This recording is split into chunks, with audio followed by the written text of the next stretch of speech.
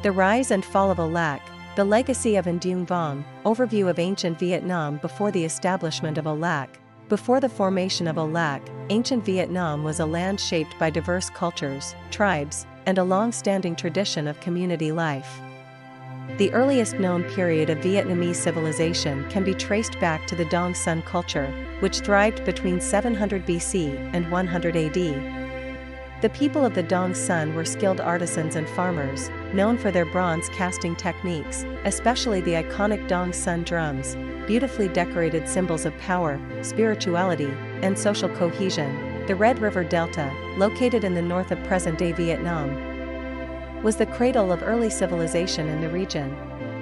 It was here that the Văn Lang kingdom, ruled by the legendary Hùng Kings, took root. According to traditional accounts, the Hùng Kings were the descendants of Lạc Long Quan and Âu Co, the mythical ancestors of the Vietnamese people. This origin story played an important role in shaping the cultural identity of early Vietnamese society, reinforcing a sense of unity and shared heritage. The kingdom of Văn Lang, under the Hùng Kings, was primarily an agrarian society that relied heavily on wet rice cultivation. The geography of the Red River Delta, with its fertile soil and network of rivers, provided ideal conditions for agriculture. Village communities, known as Long, were central to social life, where people worked cooperatively to manage the irrigation systems that supported their livelihoods. This collective spirit laid the foundation for a culture that valued harmony, resilience, and mutual support. In addition to agriculture, the people of Văn Lang engaged in fishing, weaving, and metalworking. They developed a distinctive culture with unique customs, festivals, and spiritual beliefs, deeply rooted in the worship of natural elements and ancestral spirits. Animism and the belief in the protective power of ancestors were prevalent, with local spirits and deities worshipped to ensure bountiful harvests, good health, and protection from natural disasters. Politically, Văn Lang was organized into numerous clans, each led by a chief who was subordinate to the Hùng King. The king served not only as a political leader, but also as a spiritual figure, mediating between the people and the divine forces that governed the natural world. The Hùng King's rule, however, was more symbolic and loosely structured compared to the centralized states that would come later. Despite the relative peace and prosperity of the Văn Lang kingdom, threats from outside forces always loomed. As the Chinese influence began to expand southward during the Warring States period, the Vietnamese lands found themselves increasingly vulnerable to foreign encroachment. This period saw both cultural exchanges and conflicts, as the early Vietnamese people had to navigate the delicate balance of maintaining their autonomy while confronting larger, more aggressive neighbors. By the 3rd century BC, the Văn Lang kingdom faced growing pressure, both internally and externally. It was during this time of flux that Tuc Phan, a powerful leader from the Tao region, emerged. Known for his military prowess and vision of unity, Tuc Phan began consolidating power, ultimately overthrowing the Hùng King and unifying the tribes of Văn Lang and Tao. This marked the beginning of the Âu Lạc state, with Nguyen Vuong, Tuc Phan, as its ruler. The establishment of Âu Lạc under Nguyen Vuong symbolized a significant turning point in early Vietnamese history. It was a transition from a loosely connected network of clans under the Hùng Kings to a more centralized state capable of withstanding external threats. Nguyen Vuong's vision of a unified kingdom with a fortified capital laid the groundwork for the resistance against foreign domination that would define much of Vietnam's history. Thus, the period before Âu Lac's establishment was one of cultural development, agricultural prosperity, and communal spirit. It was a time when the foundations of Vietnamese identity were laid, an identity rooted in resilience, a deep connection to the land, and a collective sense of belonging that would be essential in facing the challenges to come. Introduction to the Văn Lang Kingdom and the Hùng Kings. The Văn Lang Kingdom, ruled by the legendary Hùng Kings, represents the dawn of Vietnamese civilization, stretching back over 2 millennia. It is a period shrouded in myth and folklore, but one that forms the core of the Vietnamese cultural identity, marking the early foundations of what would become modern-day Vietnam. The story of Văn Lang and the Hùng Kings is both an account of the first Vietnamese state and a narrative deeply infused with the spirit of unity, resilience, and the harmonious relationship between people and nature. the origins of the Van Lang kingdom are traditionally linked to the union of two mythical figures, Lac Long Quan and Oko. Lac Long Quan, the dragon lord of the seas, and Oko, the fairy daughter of the mountains, are considered the ancestors of the Vietnamese people. According to legend, their love gave birth to 100 sons, 50 of whom followed their mother to the mountains, while the other 50 followed their father to the coast. This story not only explains the close connection between the Vietnamese people and their land, but also symbolizes the unity between the different geographical regions of Vietnam. The Hùng Kings, the descendants of Lac Long Quan and Oko, established the kingdom of Van Lang, which is said to have been located primarily in the Red River Delta, in what is now northern Vietnam. The kingdom is traditionally believed to have lasted for 18 generations of Hùng Kings, and during this time, it laid the foundation for Vietnamese culture, governance, and spiritual beliefs. The Van Lang kingdom was organized into numerous clans, each led by a Lac Tuong, clan chief, who answered to the Hùng King. The Hùng King, or Vua Hùng, was both the political leader and spiritual head of the kingdom. His role was not only to govern, but also to mediate between the people and the gods, ensuring balance and prosperity for the land. The governance was relatively decentralized, with local chiefs maintaining a degree of autonomy, but all clans acknowledged the authority of the Hùng King, uniting them under a shared cultural and spiritual identity. Economically, Van Lang was primarily an agrarian society, relying heavily on wet rice cultivation. The fertile lands of the Red River Delta, enriched by the alluvial deposits of the river, made the region ideal for agriculture.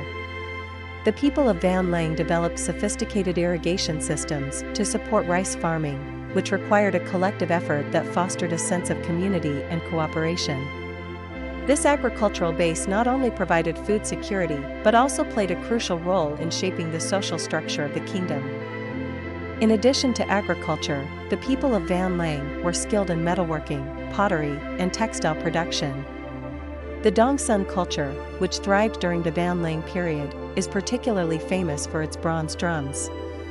These drums, beautifully decorated with intricate patterns depicting scenes of daily life, warfare, and spiritual rituals, are among the most iconic artifacts of early Vietnamese history. They symbolized power and prestige and were often used in important ceremonies and rituals. Culturally, the Van Lang kingdom was characterized by its animistic beliefs and the worship of natural elements, ancestors, and local deities. The people believed in the presence of spirits in every aspect of their environment. Rivers, mountains, forests, and fields all had their own deities that needed to be honored. Ancestor worship also played a significant role in their spiritual life, with the Hùng Kings themselves often regarded as divine ancestors who continued to watch over their descendants. This deep connection to nature and the veneration of ancestors helped to bind the people together, fostering a shared identity that was intimately tied to their land and history. Festivals and communal activities were central to the social fabric of Van Lang. The celebration of the Hùng Kings Festival, which continues to this day, reflects the enduring respect for these legendary rulers. The festival is a time for Vietnamese people to honor their roots, reflect on the legacy of their forebears, and reinforce their national identity. It is a reminder of the unity that has characterized the Vietnamese spirit throughout centuries of history. While the historical accuracy of the Van Lang kingdom and the Hùng Kings is difficult to verify due to the lack of written records from this early period, their legend has played a foundational role in shaping the Vietnamese collective consciousness. The story of the Hùng Kings has been passed down through generations, becoming a symbol of unity, resilience, and the enduring connection between the Vietnamese people and their homeland. In essence, the Van Lang kingdom, under the legendary Hùng Kings, laid the foundational elements of Vietnamese culture, agriculture, communal living, spiritual practices, and an enduring sense of unity. The legacy of Van Lang is not just a story of the first state in Vietnam, it is a narrative that has continued to inspire the Vietnamese people throughout their long history, reminding them of their roots and their shared destiny. It set the stage for the eventual rise of Âu Lạc under Nguyen Vong, as the Vietnamese people continued their journey towards unity and resilience against external threats. The geographical and cultural context of the Red River Delta plays a crucial role in understanding the history of Âu Lạc and the legacy of Nguyen Vong. This fertile and expansive delta, located in present-day northern Vietnam, has long been the cradle of early Vietnamese civilization. It is where rivers, mountains, and the sea converge, creating not only a rich landscape ideal for agriculture and settlement, but also an environment that has shaped the cultural identity of the Vietnamese people. The Red River Delta, formed by the silt deposits of the Red River and its tributaries, has always been one of the most fertile regions in Vietnam. This abundance made the delta a center for rice cultivation, supporting dense populations and allowing early communities to thrive. For Nguyen Vong, this region was more than a mere territory, it was the very heart of his kingdom, Âu Lạc, and a natural fortress that provided a strategic advantage against foreign invaders. The fertile plains, crisscrossed by rivers, offered not only sustenance, but also natural barriers that served to protect the nascent kingdom. Geographically, the delta's complex network of rivers and waterways also played a critical role in shaping the defense strategy of Âu Lạc. Nguyen Vong chose to build the ancient citadel of Co Loa here, a formidable fortress designed with multiple concentric walls and water moats. The unique spiral structure of the citadel utilized the natural landscape effectively, with the surrounding rivers integrated into its defenses, creating an intricate and challenging terrain for any potential invader. This strategic use of geography underscores the importance of the Red River Delta as both a provider of life and a bastion of defense. Culturally, the Red River Delta has always been a melting pot, where indigenous Đông Sơn culture interacted with influences from neighboring regions, creating a rich tapestry of traditions, beliefs, and practices. The Đông Sơn people, renowned for their bronze casting and intricate drum art, were the cultural ancestors of the Âu Lạc population. Their craftsmanship and social organization reflected a deep connection with both the land and the waterways that surrounded them. The Đông Sơn drums, often adorned with motifs of warriors, boats, and scenes of communal life, symbolize the close relationship between the people and their environment, a connection that Nguyen Vong inherited and sought to protect. The delta's location at the confluence of river and sea also made it a hub for early trade and cultural exchange. Its waterways facilitated interaction with neighboring cultures, which brought not only trade goods, but also new ideas and technologies. The strategic importance of the Red River Delta meant that it was both a center of prosperity and a target for expansionist ambitions from powerful neighbors like the Qin and later the Han. Nguyen Vong's efforts to consolidate power and fortify Âu Lạc can be seen as a response to the growing external threats that came with the delta's desirability as a fertile, resource-rich, and strategically positioned region. The cultural traditions of the delta, marked by communal living, agricultural festivals, and a deep reverence for natural forces, also shaped the spirit of resistance that defined Nguyen Vong's rule.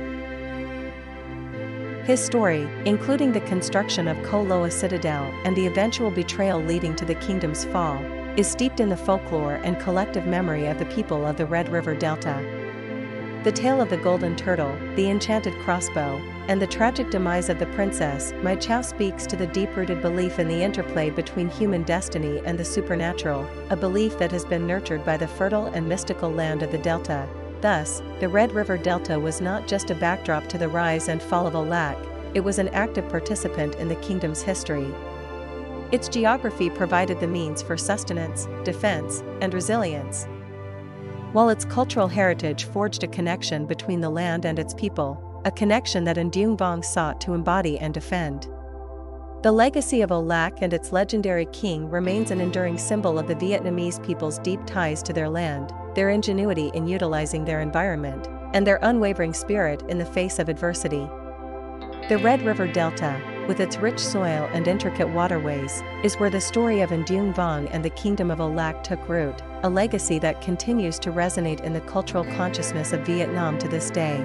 The emergence of Tuc Phan, also known as Nguyen Vong, marks a pivotal moment in the history of Vietnam, as it signifies the unification of two distinct cultures and the founding of the Kingdom of Âu Lạc. Tuc Phan, a leader of the Âu Viet people, rose to prominence through his strength, vision, and determination to unite the fragmented territories of what is now northern Vietnam, combining the regions of Tao and Lac Viet into one cohesive kingdom. Before Tuc Phan's rise, the region was dominated by the Văn Lang kingdom, ruled by the Hùng Kings, which was composed mainly of the Lac Viet tribes. Though culturally rich and with a strong communal identity, Văn Lang faced increasing challenges from both internal divisions and external threats, particularly from expanding Chinese influences. Tuc Phan, as a leader of the Oviet tribes to the north, saw an opportunity to unify these people under a single, stronger banner, thereby creating a united front against foreign invasions.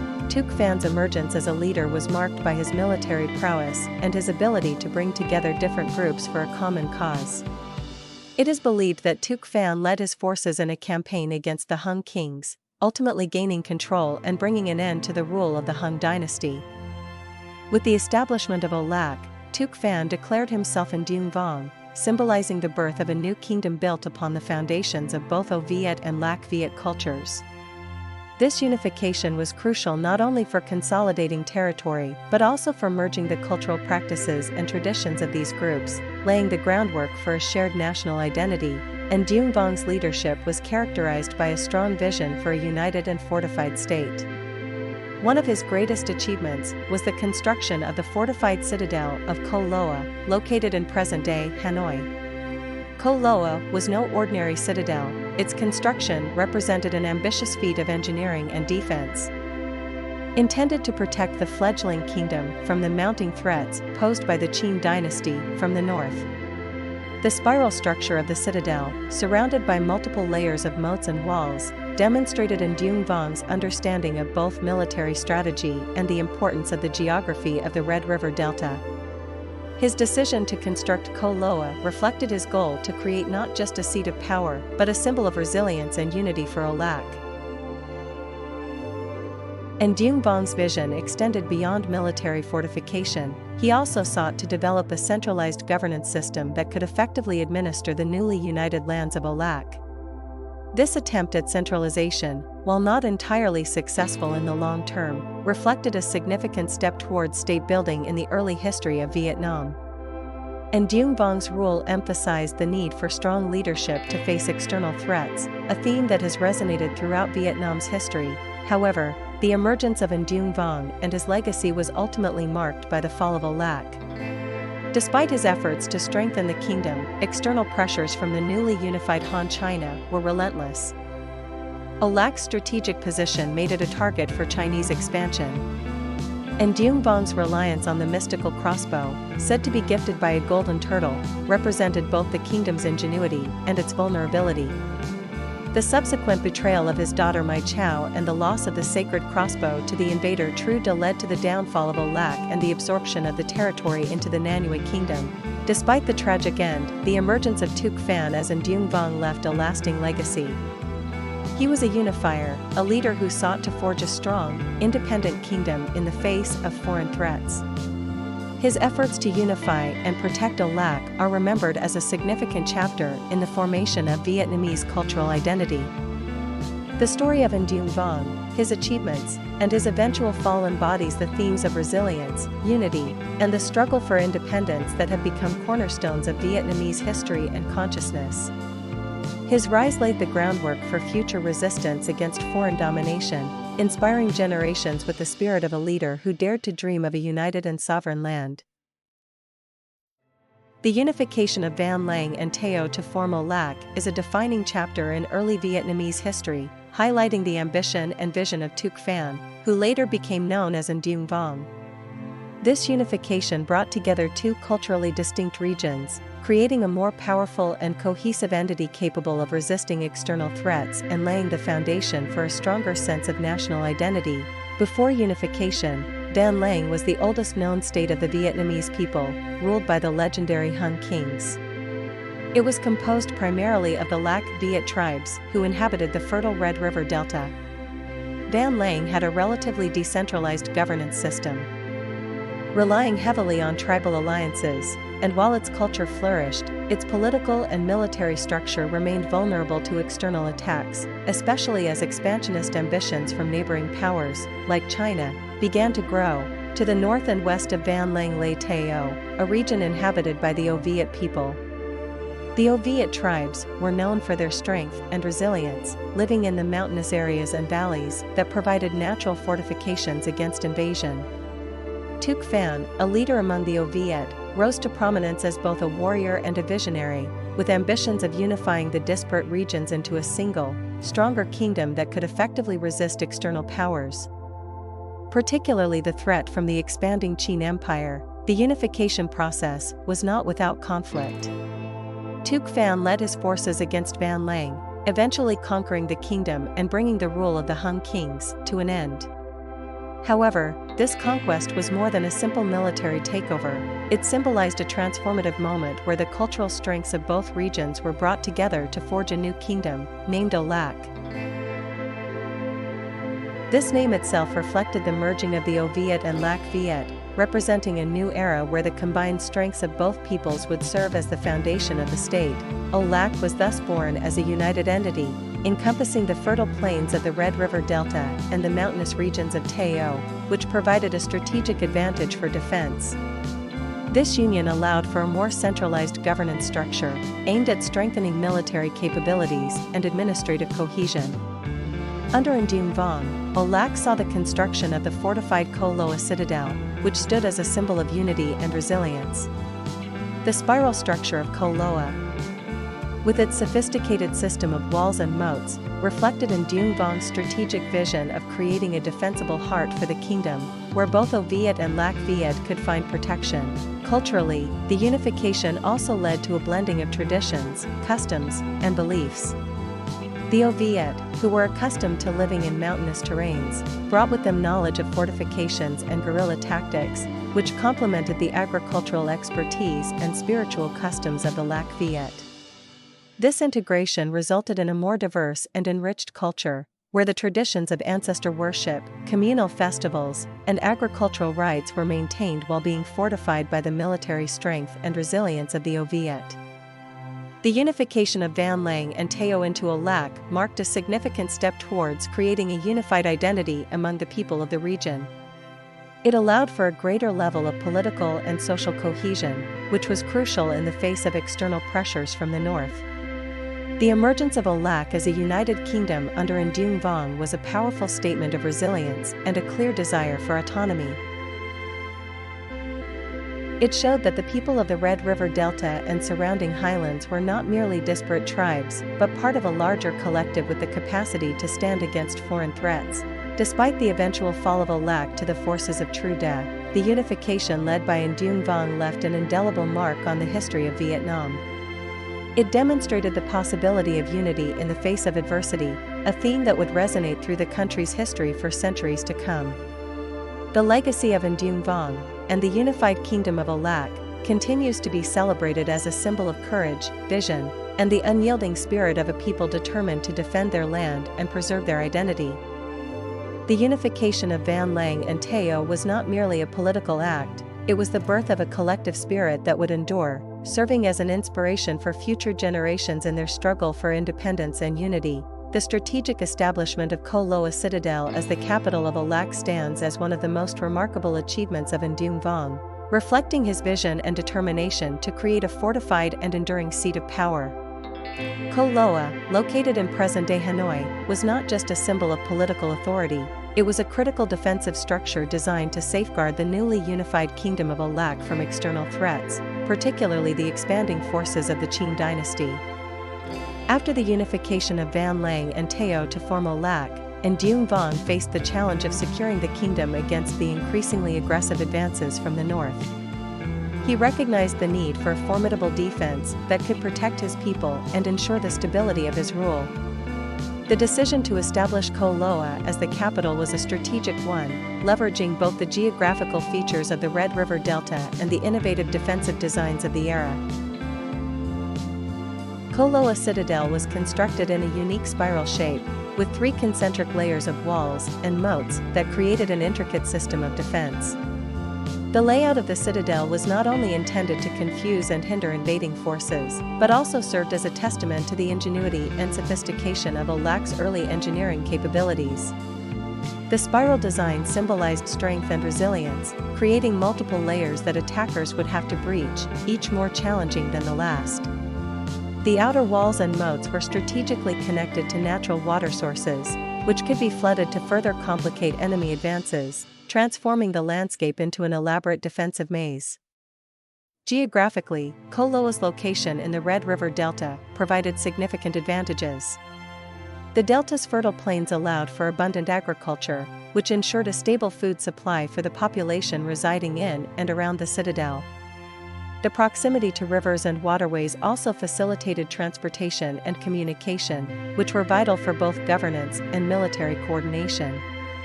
The network of rivers acted as both a natural defense and a supply route, further enhancing the strategic importance of Koh Loa as a capital. In addition to its strategic defenses, Koh Loa was designed as a thriving political and cultural center. And Dung Vong envisioned it as the heart of his kingdom, where the unified O Viet and Lac Viet peoples could coexist and prosper. The citadel housed not only military garrisons, but also administrative offices, royal residences, and places for communal gatherings. This blend of military and civil infrastructure demonstrated in Dung Vong's intention to create a balanced and stable seat of power, one that would endure as both a symbol of authority and a refuge for his people. One of the most famous legends associated with Koh Loa is the story of the magic crossbow, gifted to Dung Vong by a divine golden turtle. This crossbow was said to be capable of shooting multiple arrows at once, making it a powerful deterrent against invaders. The legend of the magic crossbow is deeply tied to the mystique of Koh Loa, embodying the hopes and reliance of the Âu Lạc people on both human ingenuity and divine protection. The belief that Koh Loa was protected by supernatural forces added to the citadel's aura, reinforcing its role as the heart of the kingdom. However, despite its strategic brilliance and the formidable defenses of Koh Loa, Âu Lạc eventually fell to the forces of True De, a southern warlord from the Han Chinese sphere. The downfall of Koh Loa was precipitated not by military weakness alone, but by internal betrayal. The story of Mai Chao and Dung Vong's daughter, and her tragic betrayal, unwittingly revealing the secrets of the citadel to her lover, Trong Thuy, the son of True De, has become a poignant tale of loyalty, love, and loss in Vietnamese folklore. It symbolizes the vulnerability of even the strongest defenses when trust is compromised. The strategic establishment of Koh Loa Citadel represents a crucial moment in the history of Âu Lạc and in the legacy of Dung Vong. It highlights his foresight as a leader who understood the need for strong, defensible boundaries and a centralized seat of power to unify his people. The citadel's construction reflected not only military pragmatism, but also a desire to foster a cultural and political center that would endure through times of peace and conflict. Although Koh Loa ultimately fell, its ruins remain a powerful symbol of early Vietnamese resilience, ingenuity, and the desire for sovereignty. The story of Koh Loa Citadel is a reminder of the complexities of leadership and the challenges of safeguarding a nation's independence.